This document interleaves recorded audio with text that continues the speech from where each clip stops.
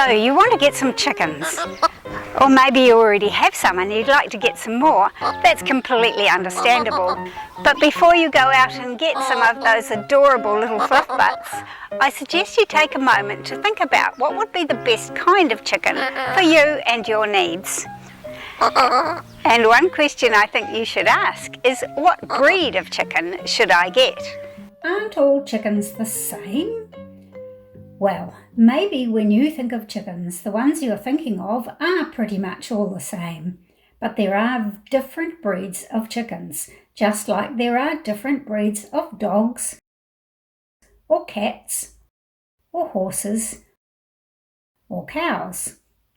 In chickens, the pure breeds are often called heritage breeds, and I think you should consider getting heritage breed chickens for your flock.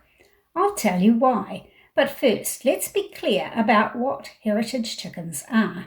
A few decades ago, when I was growing up, those kind of brown look-alike chickens that you see everywhere nowadays didn't even exist. There were different breeds of chickens that were raised in backyards or in family-owned chicken farms. In different parts of the world, people had developed different breeds of chickens that were best for their purpose. In some places, the chickens needed to withstand cold, frosty winters. Wyandotte chickens have lots of warm feathers and a small comb that sits close to their head, so they have no trouble handling cold, dry conditions without getting frostbite. In other places, the climate is really hot. In those places, the best chickens tend to have skinny bodies and big combs that act like a cooling device. These are the Mediterranean breeds, like Leghorns. Some people wanted chickens that laid lots of eggs. The Leghorns and Australorps were good at laying eggs. Some people wanted chunky chickens, so the cockerels would be good for the pot, while at the same time the hens laid eggs for breakfast. Plymouth Rocks and Sussex chickens were good for these dual purposes. But in the 1940s, chicken farming started to get industrialised, and commercial companies started to work on developing hens that would maximise their profits. The companies started to specialise into either chickens that would lay lots of eggs or chickens that would be good for eating. The meat chicken companies worked on getting chickens to grow really fast so they would reach a good size for eating as soon as possible. For the egg farmers, the ideal chickens would lay lots of eggs in return for the smallest amount of feed, and the baby chicks needed to be able to be sexed right after hatching, so the chicken farmers didn't invest lots of expensive feed into raising male chickens who were never going to lay any eggs. So they started with crossbreeding the existing breeds of chicken. If you cross a Rhode Island red rooster with a white leghorn hen, you get baby chicks that are either pale colour, those are the boys, or brown, and those are the girls. If you want to know how that works, I have a video about sex-linked crosses in my genetics series. I'll leave a link in the description below. But this was just the start of intensive research and development in the quest of the highly efficient egg-laying machines that are used today to lay almost all the eggs sold commercially. Such research is expensive, and so more and more chicken breeding was done by big companies who had the capital to invest. These two companies quickly became so successful that, for example, in 1960, Highline sold 70 million female baby chicks across the United States, Latin America, and Europe. Today, there is no doubt that by far the most efficient egg-laying machines are the little brown or white hens sold by one of these two companies.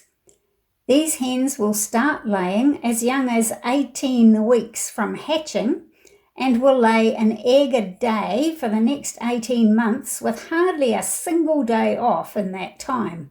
Both brands of these phenomenal laying machines are available in New Zealand and in most places of the world as female baby chicks or hens. So why would I suggest that you get any other kind of chicken? First off, you should think about your own personal reason for keeping chickens.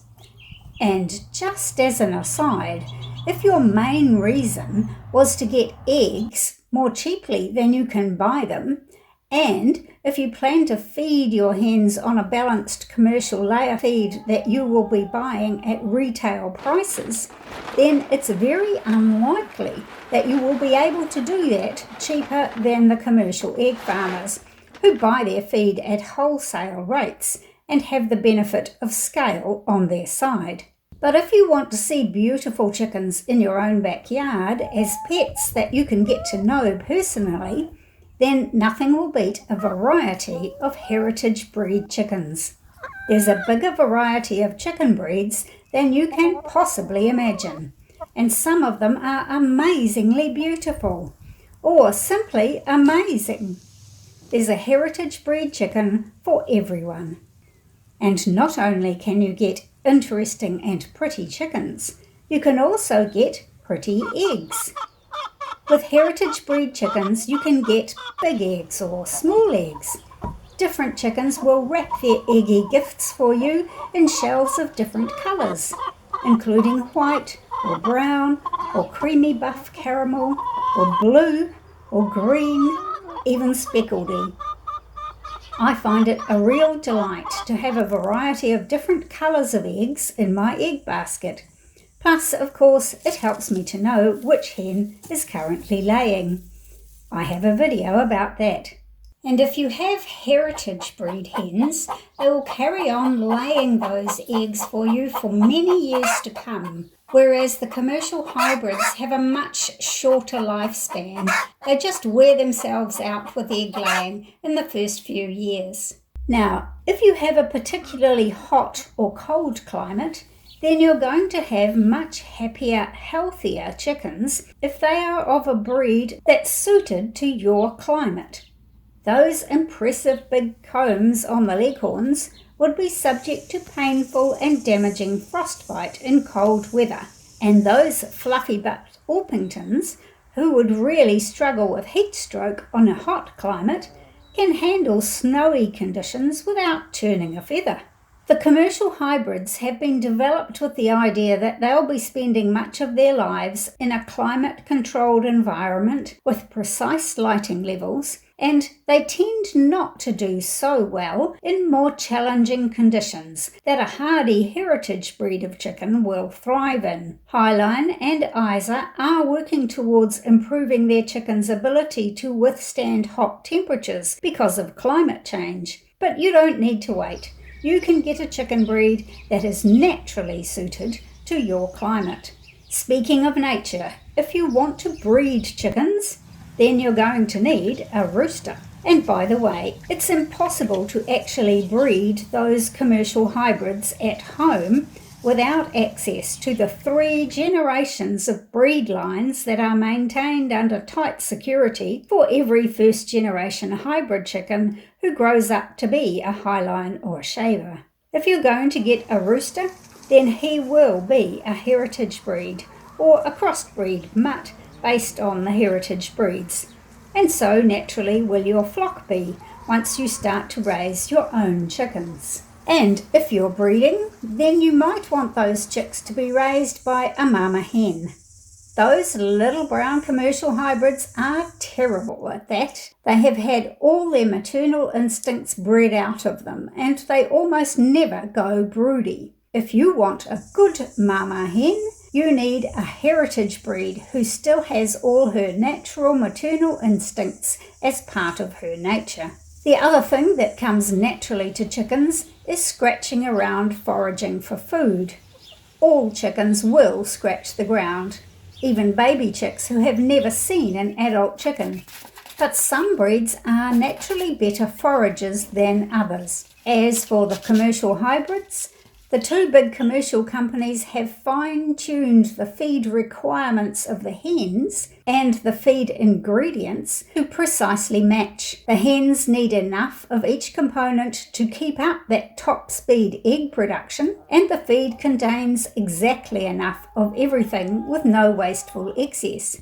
If you try to raise those finely tuned chickens on a diet of random grains and other foodstuffs, the hen will either eat a lot more or not lay as many eggs as she would on a perfect diet, or possibly a bit of both. If you want to supplement your hen's diet with vegetables from your garden, insects and worms that she can forage for while free-ranging, you're more likely to be successful if you have heritage breed hens who are bred to be good foragers. And let's not forget that the different varieties of heritage breed chickens are exactly that, different. The genetic background of all the commercial hybrid hens is almost identical to all of the other millions of chickens from that company. They're almost like clones of each other, like a field full of genetically identical corn, or a forest of genetically identical Pinus radiata trees. Growing identical plants or animals in identical conditions on a big scale is economical in the short term. It's the quickest way to cheap food and high profits. But if the whole world has only one type of corn or one type of tree, even if that's the most profitable tree, I don't think it's a good thing. And I don't think it's a good thing to only have one type of chicken in the world. Nature loves diversity, and when we look around at nature, we can see how much diversity there is. Let's do our little bit to maintain the genetic diversity that we have now amongst our unique and varied chickens. Maybe one day we're going to need those different qualities. I admit it seems unlikely that this funny little Faverolles chicken is going to save the world one day, but I think she deserves her place in the world anyway. And your place is through here.